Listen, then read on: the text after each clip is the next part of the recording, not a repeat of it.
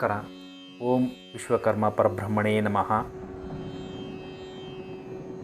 ಗುರುಬ್ರಹ್ಮ ಗುರು ವಿಷ್ಣು ಗುರುದೇವೋ ಮಹೇಶ್ವರ ಗುರು ಸಾಕ್ಷಾತ್ ಪರಬ್ರಹ್ಮ ವಿಶ್ವಕರ್ಮ ತಸ್ಮೈ ನಮಃ. ನಾವು ಈ ದಿನ ಗುರು ಪೌರ್ಣಿಮೆಯ ನಿಮಿತ್ತವಾಗಿ ಗುರು ಶಿಷ್ಯರ ಅನುಬಂಧ ಎಷ್ಟು ಇರುತ್ತೆ ಅನ್ನೋದನ್ನು ನೋಡೋದಾಯಿತು ಅಂತಂದರೆ, ಶಿಷ್ಯನಿಗೆ ಗುರುವಿನ 20 ಅನುಶಾಸನಗಳನ್ನು ಇಲ್ಲೇ ನಮಗೆ ಗುರುಗಳು ಕೊಟ್ಟಿದ್ದಾರೆ, ಮೌನೇಶ್ ಪುರೋಹಿತರು.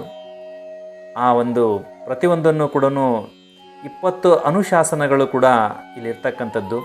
ಗುರುಗಳಿಂದ ಅನುಜ್ಞಾತನಾಗಿ ಶಿಷ್ಯನು ಗುರುಕುಲದಿಂದ ತನ್ನ ಮನೆಗೆ ನಿರ್ಗಮಿಸುವಾಗ ಗುರುಗಳು ತಮ್ಮ ಪ್ರಿಯ ಶಿಷ್ಯನಿಗೆ ಹೀಗೆ ಅನುಶಾಸನವನ್ನು ಮಾಡುತ್ತಾರೆ. ತೈತ್ತೇರಿಯ ಉಪನಿಷತ್ತಿನಲ್ಲಿ ಗುರುವು ತನ್ನ ಶಿಷ್ಯನಿಗೆ ಮಾಡುವ 20 ಅನುಶಾಸನಗಳು ನಾವೀಗ ನೋಡೋಣ. ಒಂದನೆಯದು, ಸತ್ಯವನ್ನೇ ಹೇಳಬೇಕು, ಯಾವ ಕಾರಣಕ್ಕೂ ಅನೃತವನ್ನು ಹೇಳಬೇಡ. ಸತ್ಯವನ್ನೇ ನಾವು ನುಡಿಬೇಕು. ಹಾಗಾಗಿ ಪ್ರತಿಯೊಬ್ಬರು ಕೂಡ ಇದನ್ನು ಪಾಲಿಸಬೇಕು. ಧರ್ಮವನ್ನೇ ಮಾಡಬೇಕು, ಅಧರ್ಮವನ್ನು ಮಾಡಲೇಬಾರದು. ಸ್ವಾಧ್ಯಾಯವನ್ನು ಎಂದೆಂದಿಗೂ ಬಿಡಬೇಡ. ಏಕೆಂದರೆ ಪ್ರತಿಯೊಬ್ಬರು ಕೂಡ ಅಧ್ಯಾಯ ನಾನು ಸ್ವಂತವಾಗಿ ಮಾಡಲೇಬೇಕು. ಹಾಗಾಗಿ ಆಚಾರ್ಯನಿಗೆ ಗುರು ದಕ್ಷಿಣೆಯನ್ನು ಕೊಡು ಎನ್ನುವಂಥದ್ದು. ಆಚಾರ್ಯರಿಗೆ ನಾವು ಯಾವುದೇ ಒಬ್ಬ ಗುರು ಅಂತೇಳಿ ಕರಿತೀವಿ, ಆಚಾರ್ಯ ಅಂತೇಳಿ ಕರಿತೀವಿ, ಪುರೋಹಿತರು ಅಂತೇನು ಕರಿತೀವಿ, ಅವರೆಲ್ಲರಿಗೂ ಕೂಡ ಗುರು ದಕ್ಷಿಣೆಯನ್ನು ಕೊಡ್ತಕ್ಕಂಥದ್ದು. ಹಾಗಾಗಿ ಅದನ್ನು ಮಾಡಲೇಬೇಕು. ನೀನು ಗೃಹಸ್ಥಾಶ್ರಮಿಯಾಗಿ ಸತ್ಕರ್ಮಗಳನ್ನು ಅನುಷ್ಠಾನ ಮಾಡುತ್ತಿರು. ಗೃಹಸ್ಥಾಶ್ರಮ ಇದ್ದರೂ ಕೂಡ ನೀನು ಸತ್ಕರ್ಮಗಳನ್ನು ಪ್ರತಿ ದಿವಸ ಕೂಡ ಅನುಷ್ಠಾನ ಮಾಡಲೇಬೇಕಾಗುತ್ತೆ.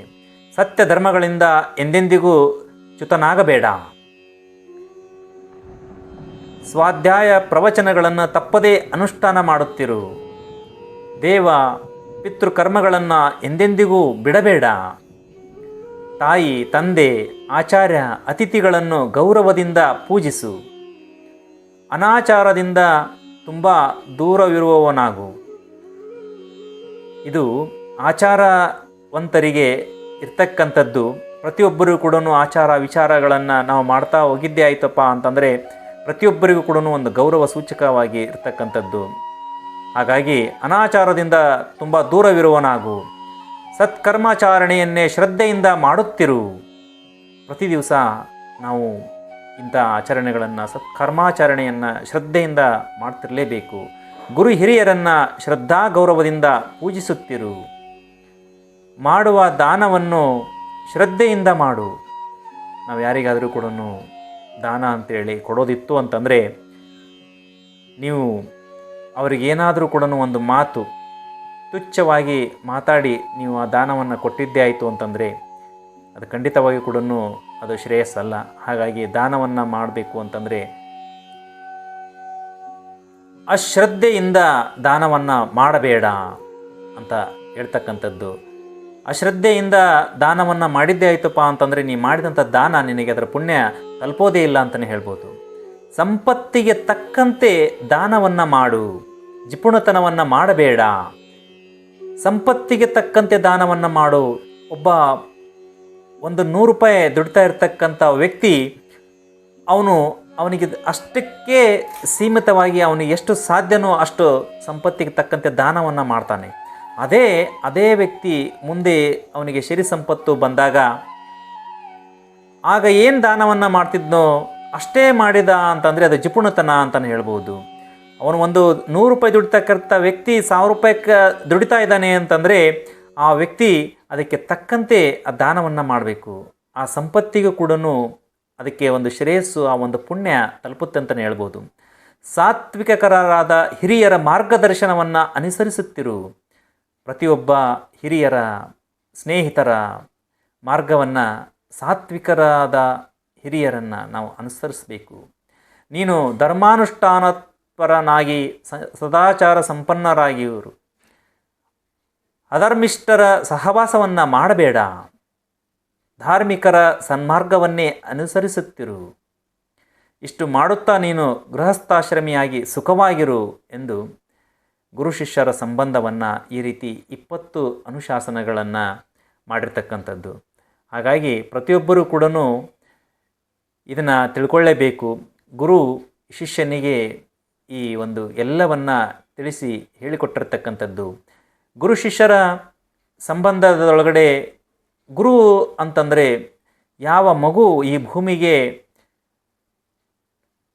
ಕಾಲಿಡುತ್ತೋ, ತಾಯಿ ಗರ್ಭದಿಂದ ಹೊರಗೆ ಬರುತ್ತೋ, ಆಗ ಮೊದಲ ಗುರು ಯಾರು ಅಂತಂದರೆ ತಾಯಿ ಅಂತಲೇ ಹೇಳ್ಬೋದು.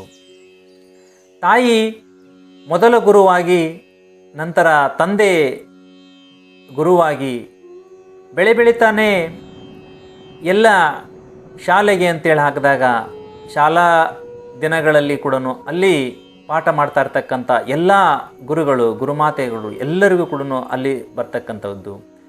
ಅದೇ ರೀತಿ ನಿನ್ನ ಪ್ರತಿ ಕಾರ್ಯದಲ್ಲಿಯೂ ಕೂಡ, ಯಶಸ್ಸಿನಲ್ಲಿ ಕೂಡ ಪ್ರತಿಯೊಬ್ಬರು ಕೂಡ ಯಾರು ನಿನಗೆ ಮಾರ್ಗದರ್ಶನ ಮಾಡುತ್ತಾರೋ ಅವರೆಲ್ಲರೂ ಕೂಡ ನಿನಗೆ ಗುರುವಾಗಿಯೇ ಇರ್ತಕ್ಕಂಥವ್ರು ಅಂತಲೇ ಹೇಳ್ಬೋದು.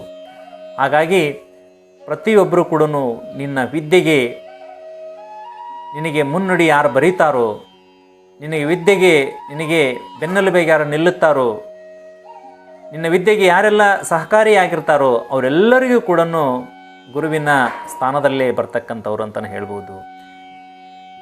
ಮಧ್ಯದಲ್ಲಿ ಪ್ರತಿಯೊಬ್ಬರು ಕೂಡ ಪುರೋಹಿತರಾಗಿರ್ಬೋದು, ಆಚಾರ್ಯರಾಗಿರ್ಬೋದು, ಗುರುಗಳಾಗಿರ್ಬೋದು, ಸ್ವಾಮೀಜಿಗಳಾಗಿರ್ಬೋದು, ಎಲ್ಲರಿಗೂ ಕೂಡ ಗುರು ಪೌರ್ಣಿಮೆಯ ನಿಮಿತ್ತ ಅವರೆಲ್ಲರಿಗೂ ಕೂಡ ದೀರ್ಘದಂಡ ನಮಸ್ಕಾರಗಳನ್ನು ಸಲ್ಲಿಸ್ತಾ, ಅದೇ ರೀತಿ ಕೂಡ ಈ ಒಂದು ಪ್ರತಿ ಸ್ಥಾನದಲ್ಲಿ ಯಾರೆಲ್ಲ ಇದ್ದಾರೋ ಅವರೆಲ್ಲರಿಗೂ ಕೂಡ ನಾವು ಆ ಒಂದು ಶ್ರೇಯಸ್ಸನ್ನು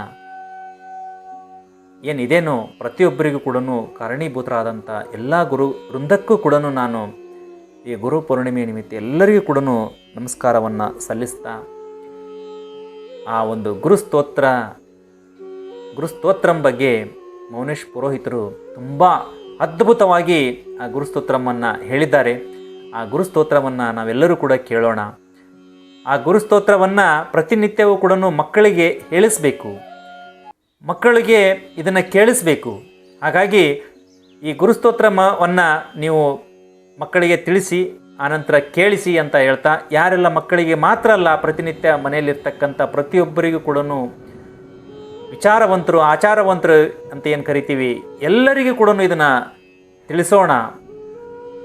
ಮೌನೇಶ್ ಪುರೋಹಿತರು ತುಂಬ ಅದ್ಭುತವಾಗಿ ಹೇಳಿರ್ತಕ್ಕಂಥದ್ದು ಆ ಗುರುಸ್ತೋತ್ರಂ, ಅದನ್ನೆಲ್ಲರೂ ನಾವು ಕೇಳೋಣ ಅಂತ ಹೇಳ್ತಾ ಇದ್ದೀನಿ. ನಮಸ್ಕಾರ.